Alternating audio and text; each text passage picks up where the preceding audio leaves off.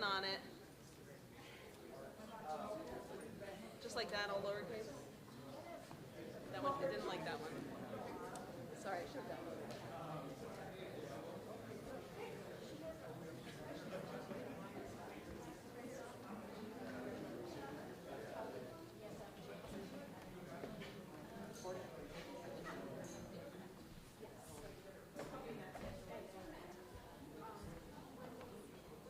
It was all lowercase. You're connected to it? Yeah, I'd have to like.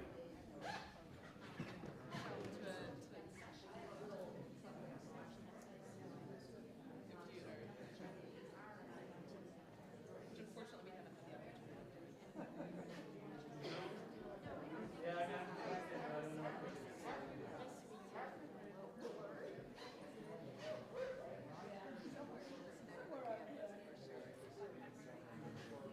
I could also, I mean, I could potentially hotspot my phone and enough to download it. I should have.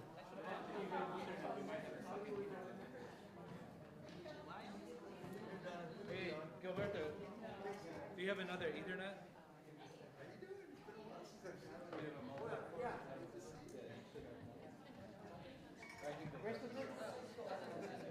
Yeah, here you go. Here you go. This will work.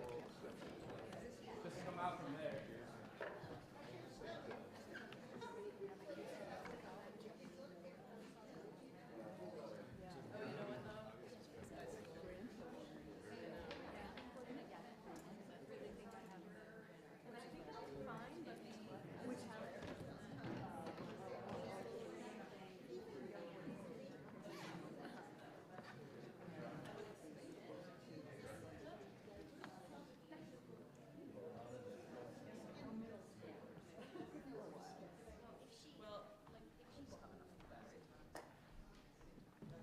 Oh, if you need power, there's power right here. It's just an Ethernet.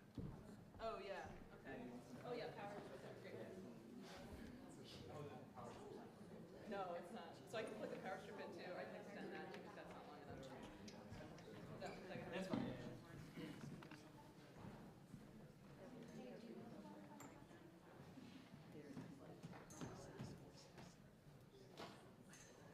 Oh, the opposite of 30.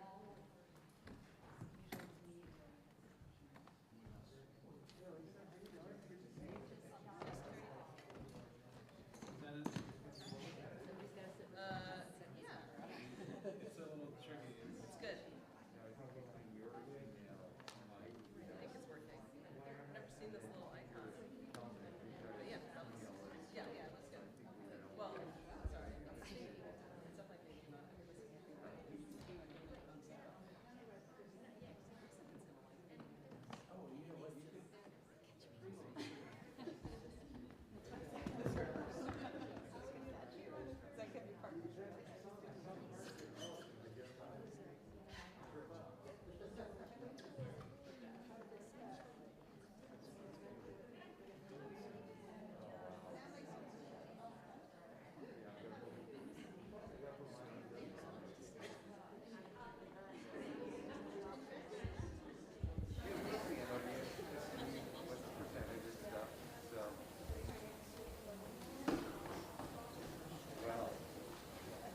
How's it going? Good, how are you?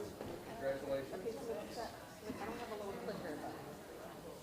Yeah, I mean, I have been in touch with a couple of other people regarding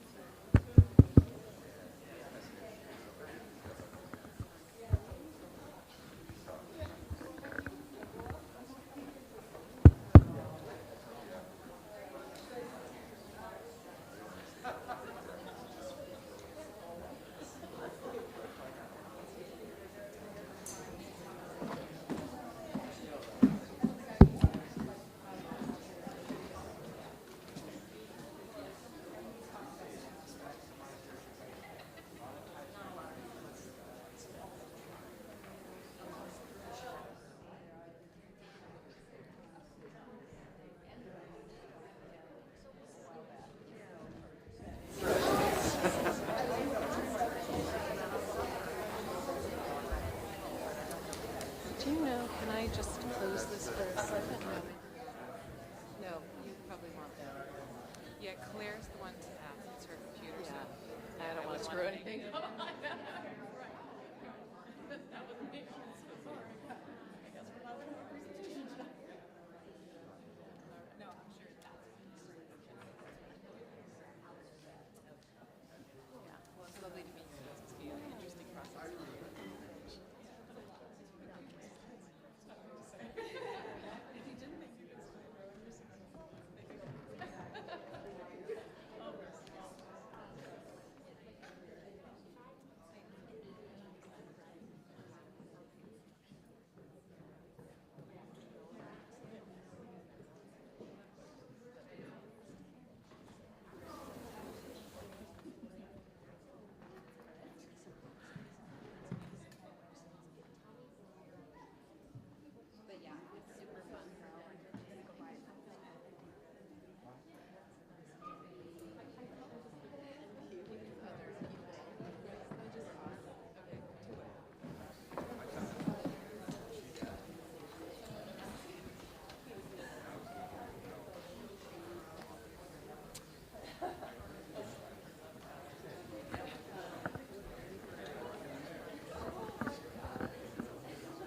I've gotten shorter and shorter.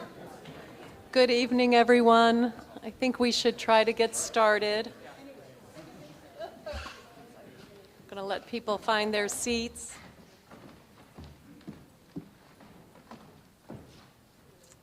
Great. I'm Leslie Ward, and I am the president of the Vermont College of Fine Arts. And I am delighted to see so many people here tonight.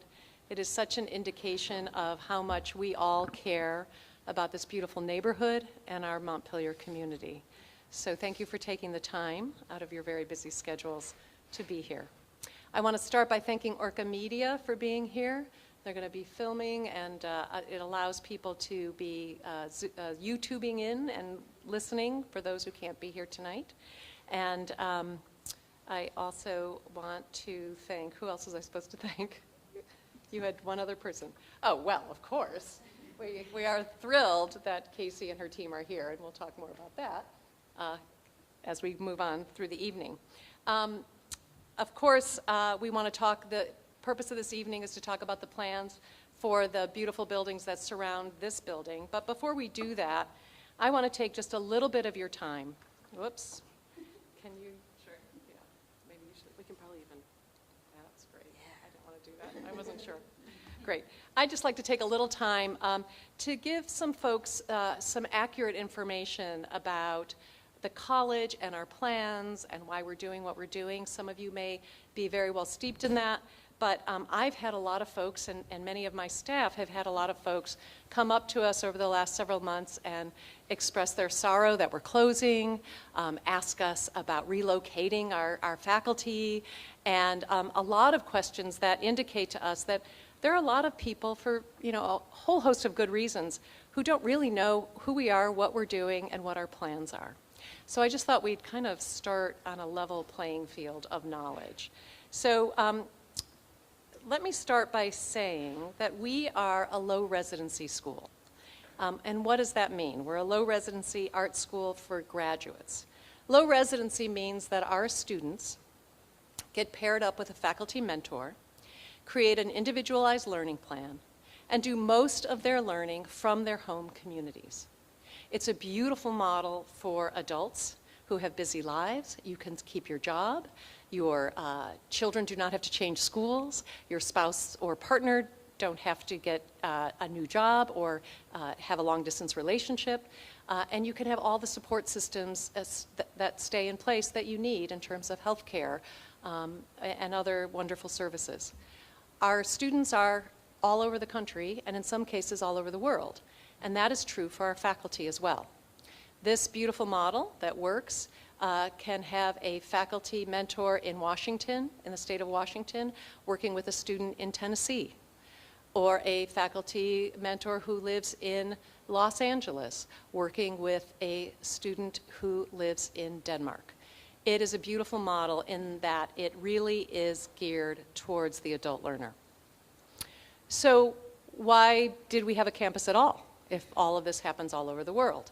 Well, each of our semesters, and you come for 4 semesters as a student, is punctuated by what we call a residency, a 9-day experience where you come together with the other folks in your program for a really dense and wonderful packed time full of learning from your faculty mentors, from lectures that are given by visiting artists, learning from your other colleagues and students. People attend film screenings, music performances, art exhibitions, literary readings. It all happens in this intense 9-day period. It's an amazing experience. It inspires our students. It creates community, which artists need, and it sometimes transforms a student's experience here. It's beautiful. It has an inordinate impact on their learning. However, from a time perspective, students are only on this campus for 6% of their 2-year period, 9 days every semester. We don't have students, so what does that mean? It means that we don't have students living here. We don't have students paying room fees. We don't have students paying room fees that help us maintain, heat, and upkeep these beautiful buildings. It is not a sustainable model. That became very apparent to the school prior to my even coming here. It is a fact that we have struggled with. We are also a school that centers our investment in our students. We take a lot of pride in that. We believe that we offer some of the best, if not the best, MFA education in the country because of the attention we give to our students and the community that we create for them. Because we're dedicated to equity and empowerment and our mission of supporting as many artists as possible, not only did we realize it was unsustainable to maintain a campus that our students only partake of 6% of their time here, but that we were using our resources to an inordinate amount of their resources, their tuition dollars, donor dollars, in heating and maintaining buildings that were empty for part or all of the year. It was not lost on us that we were creating a carbon footprint from these buildings that had very little useful return for both the physical and environmental costs they were causing, but just by their being there unused. So we took a hard look at how we operate. We took a hard look at what our students need, and we decided that we would be better off leasing space on another campus that was used most of the year, and we could inhabit that campus at a time when they didn't, summertime, and that we could then put the money that we were saving towards the things that really mattered for our students. Scholarships, increased scholarships, investing in our faculty and our programs, and in our equity and empowerment initiatives. So I want to say loud and clear that we are not going out of business. We are changing how we do business. I understand that it impacts this community, which is why we're here tonight. But we are very, very dedicated to our mission. We also know that there is a vocal minority of individuals in our VCFA community who can't imagine us continuing without owning this campus. And they can't imagine the school could serve its students without gathering here in Vermont. And while I really respect the intensity and the high quality of the experience that people have had here, our school is our community. The experience comes from our faculty, it comes from our values, it comes from our pedagogy, and it comes from what we do when we gather together with both challenging our students and caring for them. And we are committed to putting our resources to deploy them in the best way possible. So I hope that answers just maybe some confusion that may have been out there about the school. I also want to say this beautiful building that you're in today, College Hall, is a building that we will continue to own. And the green. We have no plans to sell College Hall or the Green. Our administrative offices are here. While our faculty are flung all over the country and the world, and our students are, most of our administrative personnel are here. We have some who do work remotely, but this will be the heartbeat of the administrative offices. So I wanted to make that really clear too. Tonight, however, we want to talk less about the school and more about the campus. So we've invited Casey Ellison and her wonderful group here, and Casey's the principal of 150 Main Street, the purchaser of 3 of our buildings, to talk about her plans for Gary Library, the Crowley Center, and Martin House. Before Casey takes the floor, though, we also wanted to share with our community that we have 2 other serious buyers for the remainder of the 10 buildings that are for sale. One of those buyers is one of our current tenants, the New School. Some of you may be familiar with them. And I want to put on my glasses and read their description of what they do so I get it right. The New School of Montpelier is approved as a general and special educational independent school by the Vermont Board of Education to serve students with the disability category of other health impairment, speech or language impairment, specific learning disability, intellectual disability, autism spectrum disorder, emotional disturbance, developmental delay, multiple disabilities, and traumatic brain injury. Many of you who live or who are in this community often have seen those students with their teachers around the campus. They're wonderful tenants, and we're just thrilled that they're interested in purchasing 2 of our buildings. And we're getting very close to a signed agreement with them. And while I can't disclose the second buyer, or the third buyer really, I can say that we are very close to an agreement with an entity that would allow the campus to continue to operate in the higher education space, and that it would give the community the continued benefit of the kind of neighbor it has valued for years. And that buyer is interested in the remaining 5 buildings. So we're just really happy to share that, and certainly as things become more firmed up, we will be happy to share more details as time goes on. So without any further ado, I want to turn it over to Casey and her crew. We're going to have time for questions at the end. When we do get to that point, we'll ask people to come up to this microphone and ask your question. That allows the folks who are streaming in on YouTube to see you and hear you and understand where the questions are coming from. So thank you very much for your time. And Casey.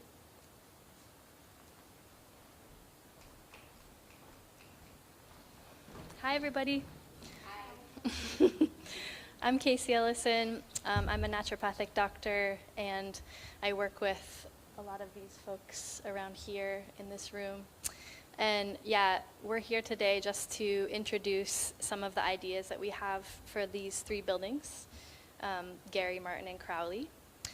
Just a little bit of the technical details. We're under contract with VCFA at this point. We're under a due diligence period, so the sale is not final.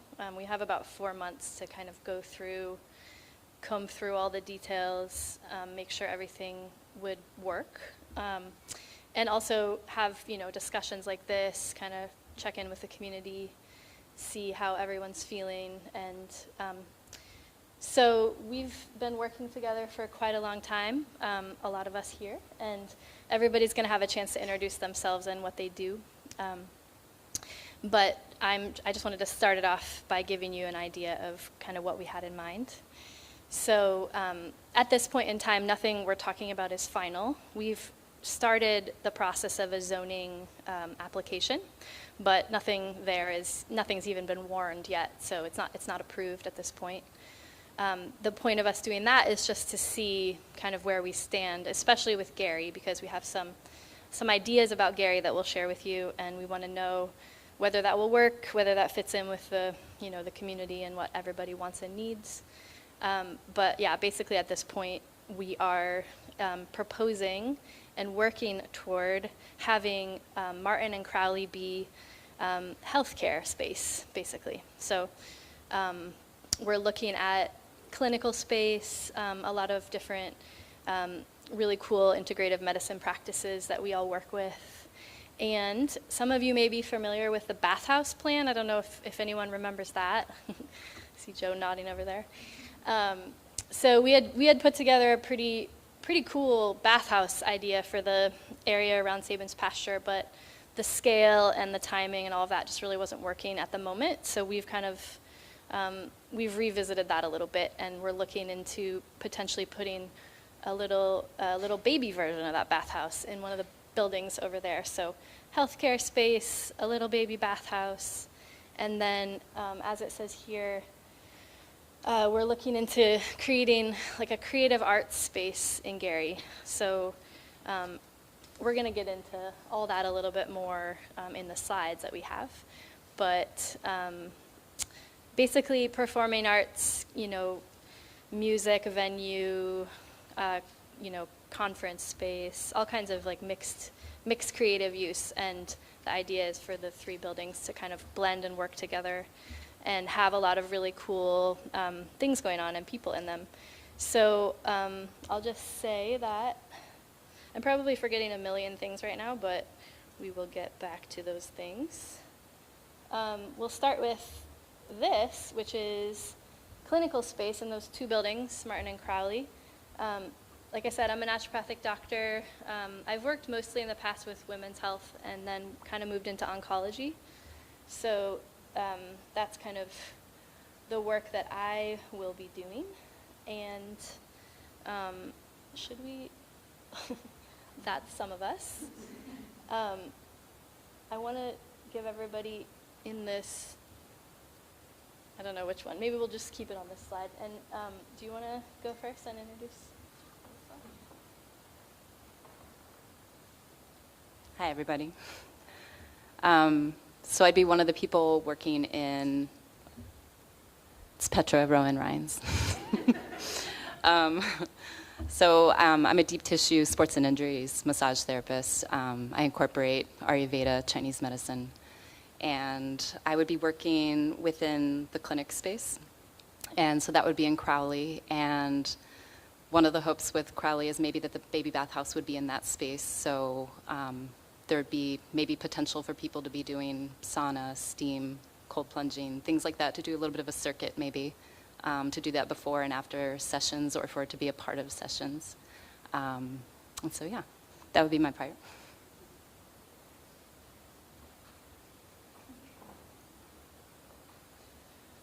Hi, my name is Dr. Christina Anderle. I'm a local chiropractor and acupuncturist down on State Street.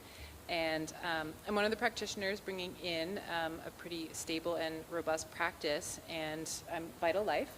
And that being said, my main focus is really being able to meet people where they're at with their healthcare needs. And I have a pretty diverse set of offerings, being both chiropractic and an acupuncturist. And I'm really focused on, Petra and I work wonderfully together because we love sports injuries and, biomechanical, reorganization. And so we have great referral practice together. Yeah, we want to. And, as well as I love treating children with sensory integration issues. I work a lot with concussion. In the same vein, sensory integration, memory loss, getting people back functioning where they really need to be. And I think all of the practitioners here, as you'll hear, we really, our practices come together really, really well, and we already have a really wonderful referral network between us, and which is why having everyone together in the same space just is a really powerful concept that we want to share with everybody and bring that together. So that's me, and I'll give the floor to Wendy. Hi, everybody. My name is Wendy Halley. About 9 years ago, I opened Lucid Path Wellness on State Street. I am a longtime clinical psychotherapist. About 30 years, I just figured today. I started when I was 4. Almost 30 years. And I also, so my psychotherapeutic practice focuses mainly on short-term, solution-focused employee assistance program work, which is basically working with, in the workplace with employees and their dependents. And and also helping workplaces deal with issues they might be having between employees and such, and workplace wellness. So that's a lot of my psychotherapeutic practice. And then I have this other foot in a different world where I have also a long-term, usually until today, under the radar practice, doing shamanic work. So basically entering a dream state and working with the dreaming of other people and helping them kind of, I guess, change the dreaming, the narratives that are playing out in their unconscious. So there's that. It's very hard to describe, clearly. How'd I do? Yeah, you can ask questions later if you're that interested. But the reason why I opened the Wellness Center on State Street, it's like the biggest secret in Montpelier, is that I purchased this enormous healing chamber that uses light and sound. I got very excited about it when I tried it out in Colorado. It's the only one east of the Mississippi. It's huge. It's about 3,000 pounds, and it's an incredible device that uses harmonics to bring your body into a place of harmony on all levels. It's a really cool experience. It's incredibly difficult to describe. It's a marketing issue, which is why maybe it's such a big secret. Could be. But anyway, I don't need a storefront, and so I also have been, Christina and I in particular have been talking about combining our practices for a while because they complement each other really well, or they both, yeah, I said that right. Anyway, I am very excited about moving my giant machine into Martin because it fits. That was the big thing, it fits, so I'm excited about that. And then moving the rest of my practice there as well. And let's see, I'm a podcaster. I don't do it live, which is, you could probably tell from me talking to you right now, it's a good idea that I don't do it live. And I do some writing as well. And then maybe I'll do some sleeping when in between all those other things. Did I cover everything, you think? All right. Thank you for your time.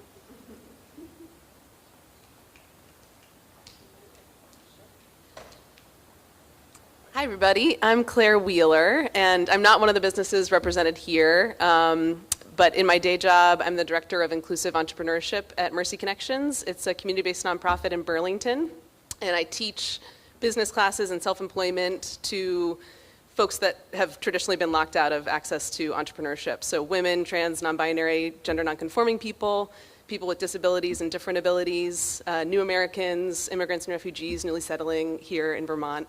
And in the nighttime, I am lending my services to these people who I love dearly, all businesses also that I am a client of, to help think through the business plan. So as Casey mentioned, we are very much putting our ideas together. This is kind of the first step of getting feedback from the community and really wanting to know what's going to work in those spaces, if those spaces will work for what we have envisioned, and if they're all viable businesses as well. So that's kind of where I come in with some spreadsheets.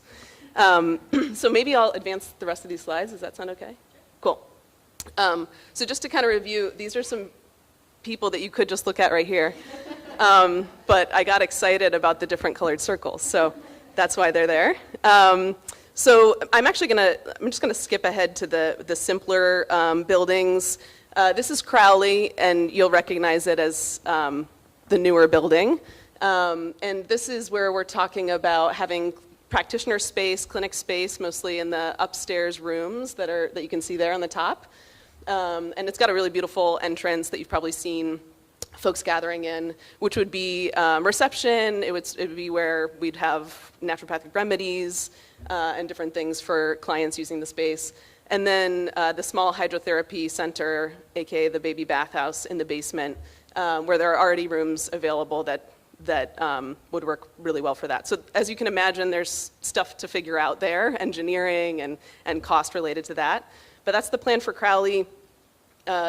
As far as we know in terms of permitting, the personal or professional services use is all that we would need in order to be able to do all of that in the building, and so we won't be applying for any zoning changes for this building. And then Martin is the building kind of right behind Crowley. Yeah, you can't quite see it in these pictures, but right behind it, this is where that giant energy genesis machine that Wendy talked about will be. And again, this will just be healthcare practitioner space. Similar to Crowley, personal or professional services is what it's currently zoned as. That's what we'll use it for. And then Gary is the library, this is where it gets a little more complicated. So Gary, for that space, we're kind of testing out and seeing what's possible. As Casey mentioned, we'd really love to create a multi-use community space that's centered around the creative and expressive arts. So thinking about it sort of as a venue, as a gallery, as a place for the community to gather for workshops and conferences, and potentially also being able to enjoy food and drink. Twila might talk a little bit about the juice bar idea that we have going on, but healthy and restorative food and drink available. Currently, Gary is zoned for Academic Institute, Library, and Personal Professional Services. As Casey mentioned, we've begun looking at the zoning application, and in order to kind of create the most possibility for what we'd like to try to accomplish there, the new conditional uses that we're looking at for that space include restaurant, they're listed here, theater and performance, exhibition, convention, or conference structure, and museum, gallery, and exhibition hall. So even those uses might give you a sense of kind of what we're hoping to do there. Let me see if there's anything else. Maybe you can, I'll leave that for you.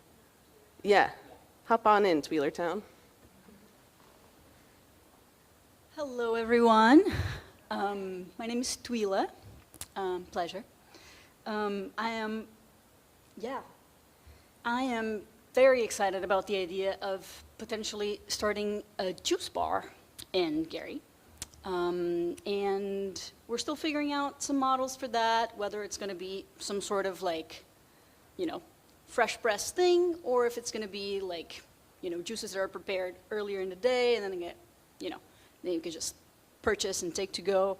I forgot to mention, I am, I'm a, graphic designer and web designer, and I have been a raw food chef for 15 years. So, raw foods and health foods and all of that is kind of where, that part of my, that's the part that comes in with the juices. We'll make the designs beautiful too. Yes, so that's, the idea would be to have a juice bar, possibly like, smaller scale cafe of like, possibly to-go foods, or we're still working on the business models, as you can clearly see. But yeah, that's the plan. And yeah, that's what I got. Oh, I got the applause. I guess I'll finish up the slides just to say, Casey, we've been kind of envisioning and thinking about a bathhouse for years in Montpelier, and we're also kind of seeing this idea be popularized in other places in Vermont. I just came back from a lovely weekend in Montreal where there are many spas as part of the cold weather culture. So I just kind of wanted to highlight the idea that finally, in New England, the idea of hydrotherapy as a health practice is becoming a little bit more well-known. And it's really exciting to see something being proposed in Burlington South End. And then the most pretty recent issue of 7 Days kind of talking about the practices of hydrotherapy and the benefits of it across the region. So happy to talk more about sort of where these ideas come from and where they're being practiced and why we think Montpelier in particular could use one. Yeah. So I think from here are we ready for questions? Anybody else want to hop in? That's a great question. That's the last slide. Thank you. Thank you. Thank you, everybody. Um,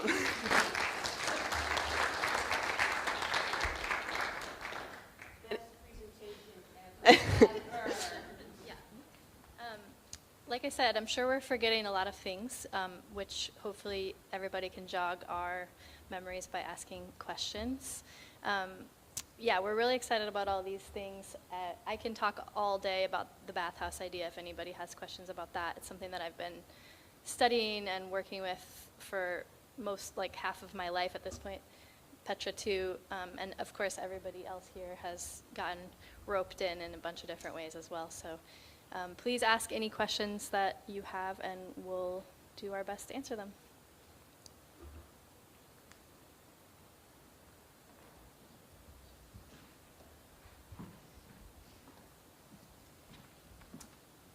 Hi, thank you for your presentations. I'm Paul Carnahan. I live over on Sabin Street. And sort of a technical issue, I was wondering if you are owning the buildings, owning the land. The college had talked about doing a condominium type arrangement. So I was wondering if you're entering into a condominium arrangement where you co-own the parking spaces and the heating plant and all that. How do you envision that working out? Thank you, yeah. So we're still working out some of those details, but we will not be purchasing the land. The buildings are all we would be purchasing. And yes, we are discussing a condominium agreement, mostly to deal with parking, but there is a possibility the parking will be dealt with through a different kind of agreement.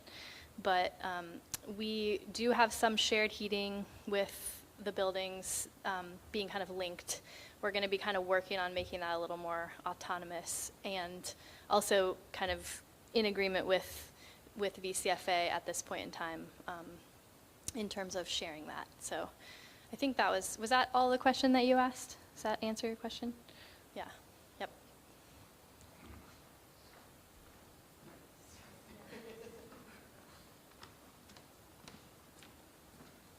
Hello, Joe Castellano, Sabin Street. It's the Sabin Street Mafia over here. I also know Claire and Petra as well. I just want to say that I am very encouraged by the fact that you guys are coming up to buy 3 of the buildings, and I think that you're going to put them to some wonderful uses. Have a couple of questions. Now, I know it's still very preliminary. Do you have some sort of time frame as far as if everything went like perfectly, what your time frame to actually get permitting and have everything up and running? And then, obviously, I don't think financing is going to necessarily be an issue, but, you know, that's certainly another question, too. Mm-hmm. Yeah, so like I mentioned before, we have a 4-month due diligence period, which is a little spongy at this point because there are things that, you know, like parking, there are a lot of questions around that. We want to make sure we address everything in traffic studies and everything. So 4-month due diligence, it puts us into July, basically, I think. Is that right, Katie? July. And we anticipate opening the clinical space earlier than everything else. We still have a ton of research to do on everything, but in terms of the baby bathhouse, we anticipate that taking some time to build. Probably, I'm guessing at least 6 months. But hopefully we would be operating everything in Martin and Crowley other than that, starting in maybe August or September. Gary is a much bigger question mark in every way because, you know, of course we have lots of ideas and because we don't know whether we can even get zoning approved at this point, we're not counting on anything in terms of it being, you know, any kind of done deal. So we need to figure that out first, and then kind of where we go from there. It wouldn't necessarily be a major remodel or anything like that. We would probably be using the building mostly how it is. So I really don't know when we would get into Gary. It's hard for me to even guess, but I would say maybe not till next year at this point. Yeah. Thank you. Yeah.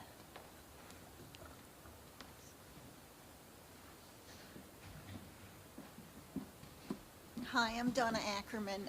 My house abuts VCFA land on Kemp Street. My question is, I have a million questions, of course. Do you anticipate at this point that the parking that exists will take care of your needs? Yeah. That might be a question for Katie.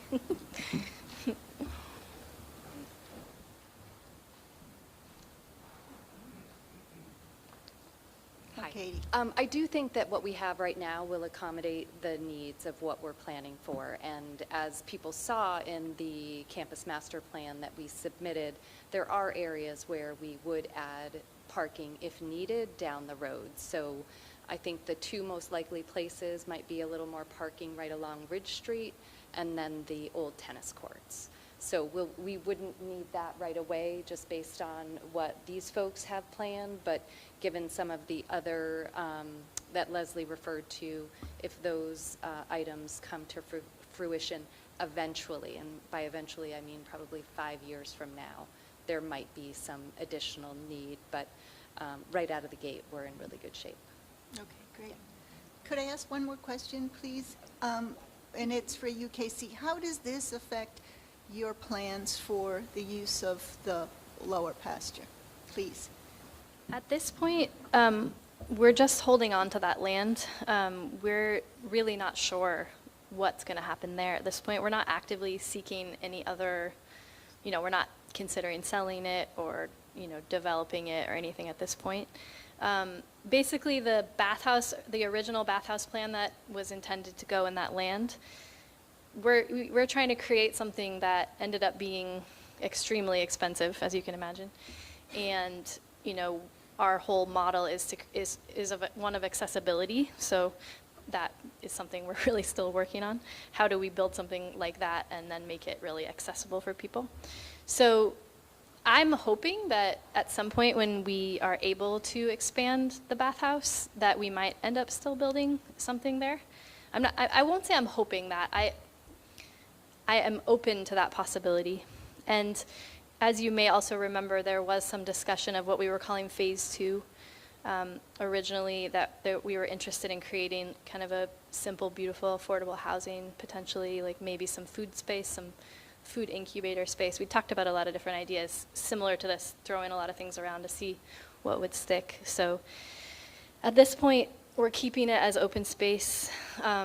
We definitely want it to remain park for the community. And whatever we do, that's always in the plan. So it would be a low, I don't know the word I'm looking for, low density situation, no matter what it is. So does that answer your question? Yeah, great.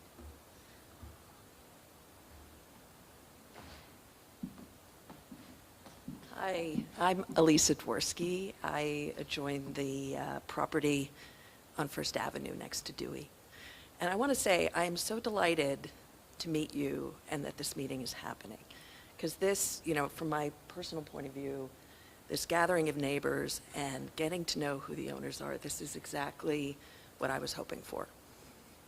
And I also sensed in your talking about, Gary, because conditional use might come into play, some hesitation and perhaps some fear about a response from the neighbors.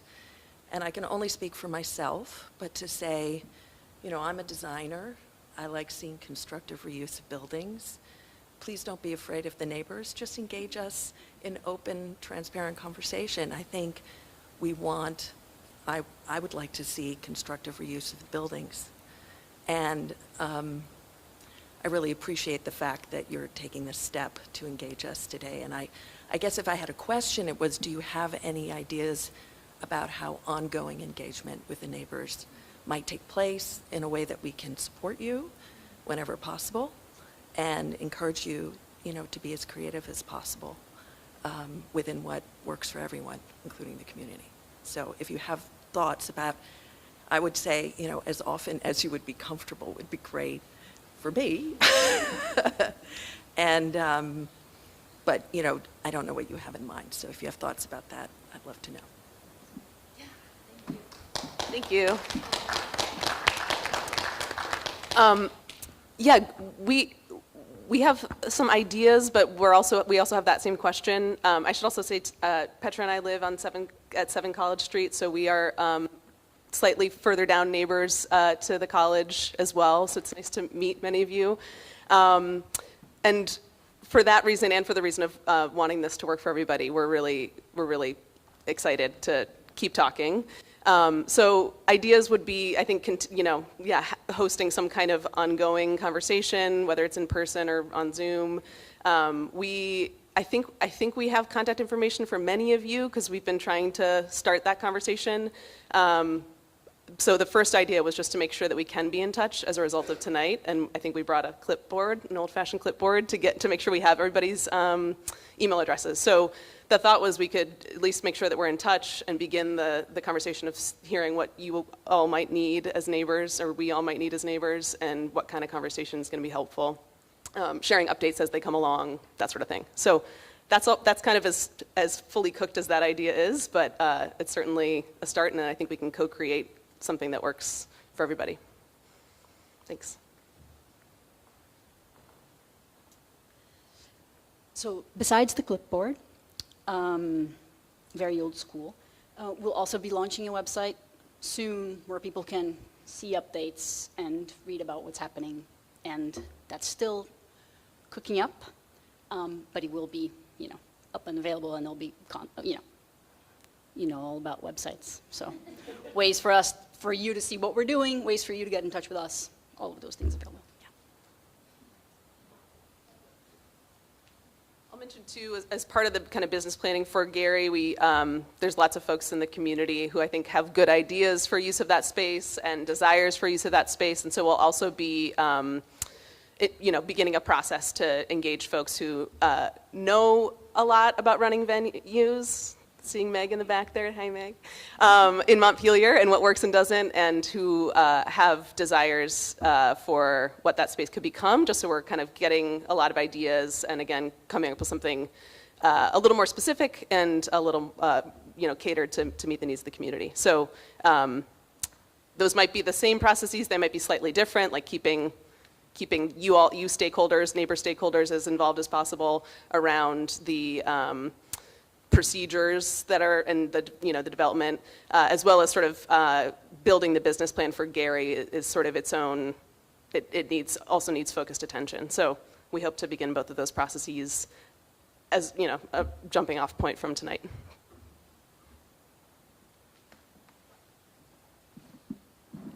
My name is Linda River Valente, and I've been a Montpelier resident for about 25 years. I'm a small business owner, and I was also your librarian, some of you, for about 13 years when I worked at the Kellogg Hubbard. Also, your little people came in after school and books were checked, right? So as a community member for 25 years and knowing the arc of the soul and the spirit of this town, it is a great relief to me to hear that there is in fact not as much calcification or kickback at this particular meeting that I anticipated. It's a great pleasure to hear the way that people are receiving this information and to know that, especially with the changing project around Gary and the way that it's still in, you can clearly hear, still in transformation. Friends who used to go to the Langdon Street Cafe and so mourn the changes on Langdon Street, except for the lovely Jay Langdon. It's a really exciting thing to hear about the potential shift in this venue for Gary. So I'm hopeful, I'm also listening. I'm also excited to hear the way that these friends are going to bring something back to town that we lost for a little while, but it's not gone forever.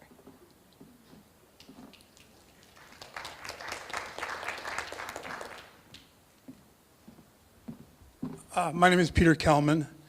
I used to be a neighbor on College Street right across from Petra and Claire. Even though I live on the other side of town, I think it's really important to engage people from the other side of town. Some of you know that I've been doing a newsletter recently called the Montpelier Public Engagement Newsletter, and anybody who wants to give me their email, I'll send it to them. This is the way we should be doing it. This is exactly the way. The DRB comes later. The DRB should not come first. The DRB is a very formalistic, bureaucratic process that creates animosity. So I say to you guys, thank you for doing this. And I would urge people in town, talk to your neighbors, get other people to become engaged.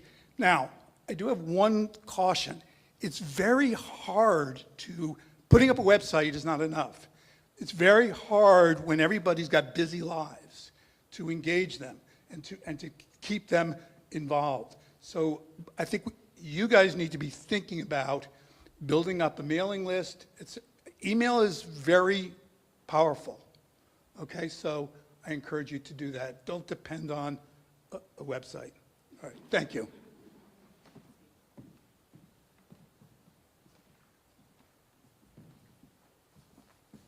Hello, my name is Danny Sagan. I live with Elisa Dworsky at 31 First Avenue.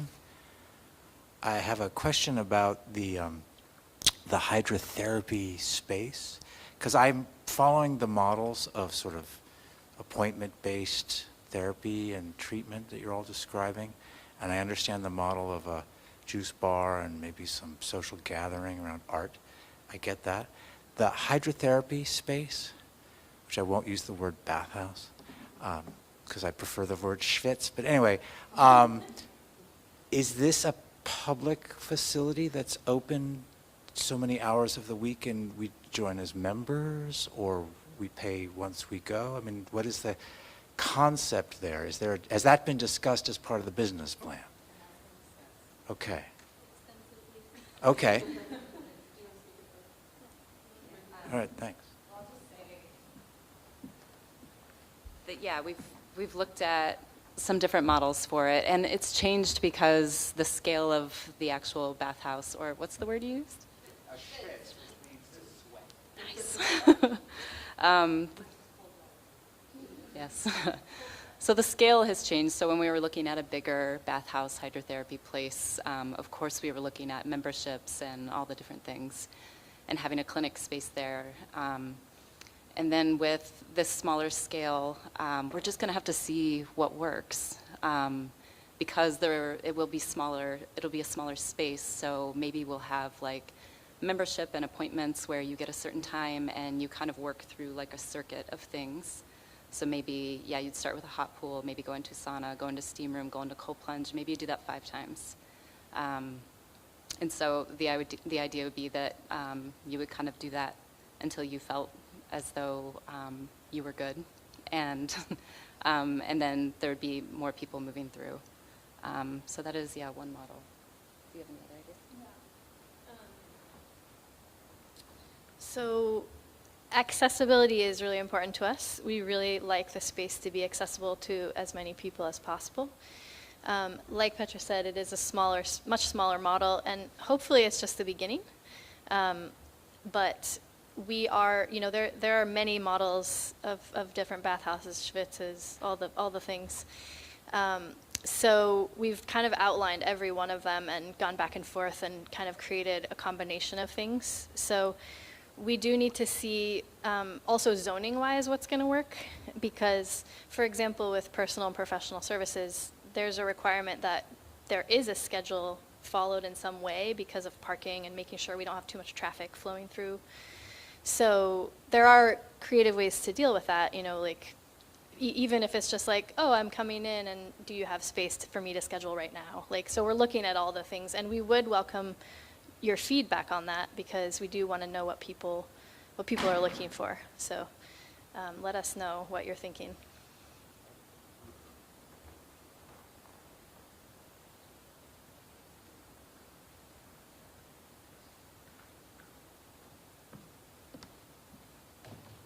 Hi, my name is Patty Merriam, and I'm a current student at VCFA.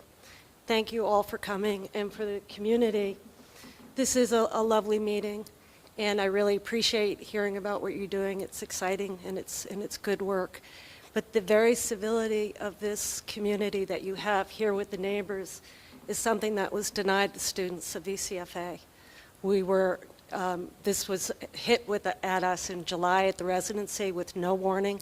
We had no idea that the school was going to be sold, and we had no input in this. And regardless of what President Ward says, place is very important for art students and for the arts in general. And when we come here in that intensity of 18 days for each of us a year, a total of 180 days out of the year, we're on the campus. Place is very important. And the places that we're looking at moving to are now Colorado Springs and Susquehanna, Pennsylvania. We feel safe here. This is a place where, as artists, we don't feel threatened.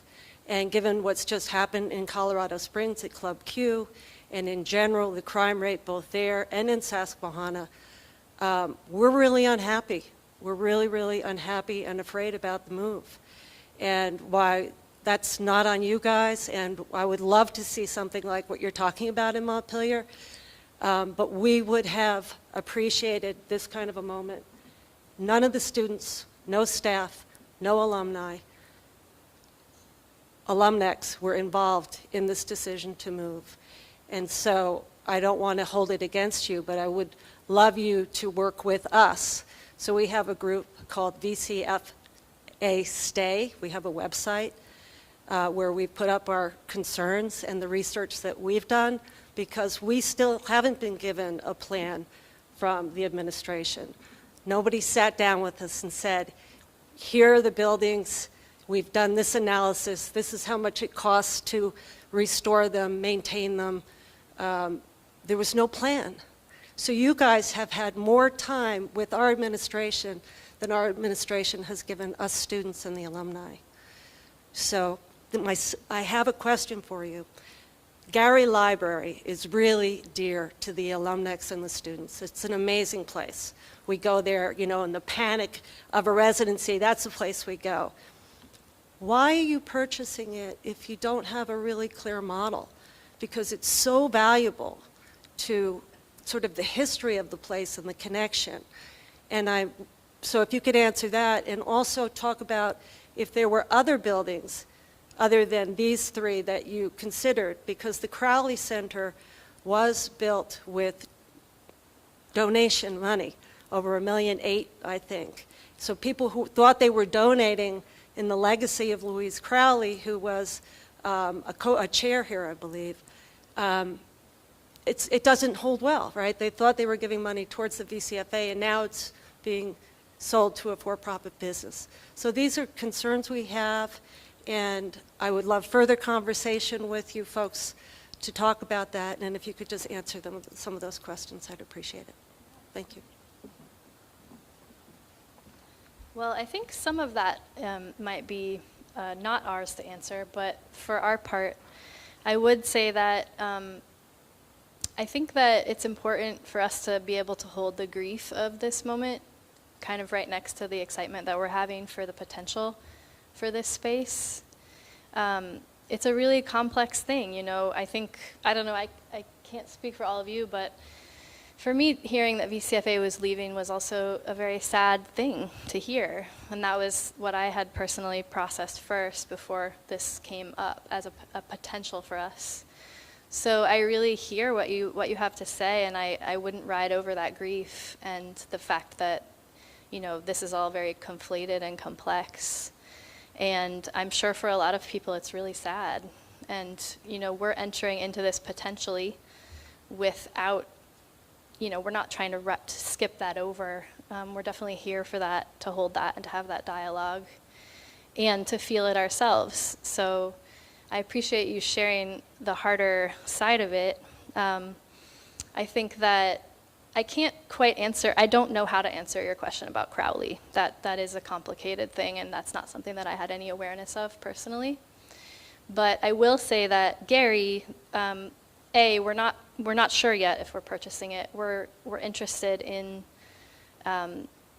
occupying that space, probably for the same reason that the students love that space. It's a beautiful, incredible, just full of so much. I mean, it's an incredible space, and we would really love to be part of, you know, taking that forward as an artistic and inclusive and incredible place versus, you know, other things that I had heard, like people maybe thinking about putting housing in it.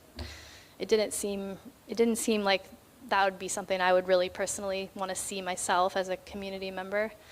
I thought, maybe if we could create some kind of performing arts and other kinds of arts space, that everybody could still occupy it. The VCFA students who love it could still occupy it right alongside the new students who we know are coming in. So it's not a perfect answer, but I imagine it might be preferable to it becoming condominiums. So I hope. So I would,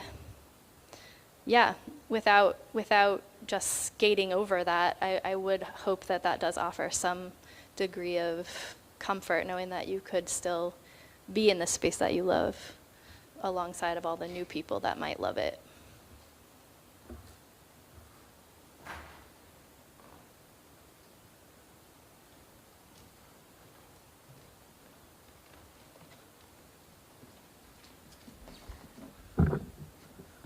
Hi, folks. I'm Glenn Hutchison. I'm a neighbor in Montpelier across the river on Prospect Street and a friend of some of these people. And this is another question I think that is probably unanswerable yet, but I'm also curious about Gary as a library. That's a touchy subject at the moment, and I'd like to just bring it up. What's going to happen to the books? Does anyone know? What does the college think might happen to the books at this point? Do you folks have any ideas? Definitely have a plan to move the collection back to this building. We have a space committee that's been working on that question for around 6 months. The library collection actually used to be in this building, so it is in a sense coming home, and so we are planning on bringing the collection back into this building. We are doing some deaccessioning. There are some books that in the 12 years that we've owned the collection haven't been taken out, so there is a process underway where the librarians are looking at the collection and pulling things out and checking with faculty just to make sure that it makes sense to deaccession some of those works, and then the rest of it will move over here eventually.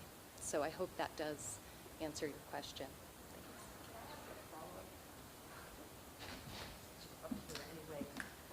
Katie, that reminds me, I had a question.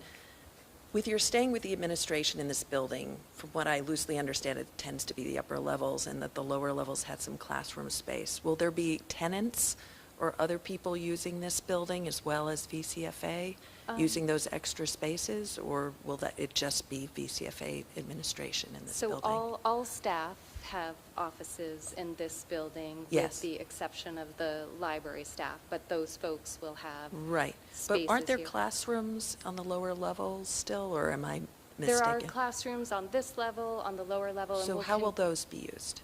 We in will its- continue to use them as meeting spaces, and they may be rented out on occasion, as they currently are, to people who need meeting space in Montpelier.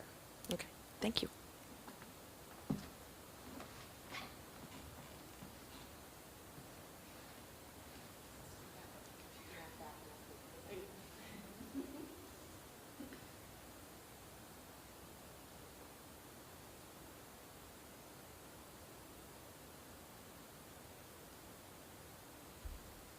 I'm not sure of the time, but I imagine it must be getting close to 8 o'clock, but I want to make sure anybody that did have, thank you, Joe.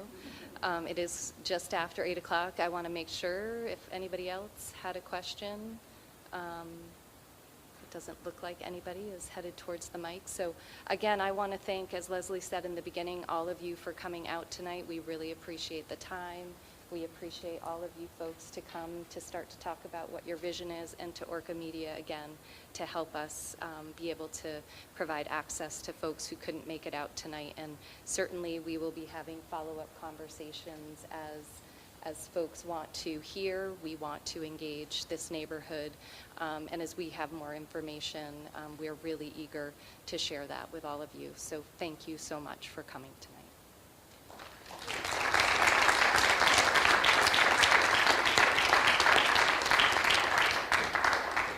Here, more than a website, thanks to Peter's comment, which feels really good that a clipboard, we'd love to have your email address, and stay in touch. So if you want to be sure to be kept in the loop, please share your email address with us, and just by putting it here on this paper. I've got one too. And Peter's. We can do double duty, or we could share.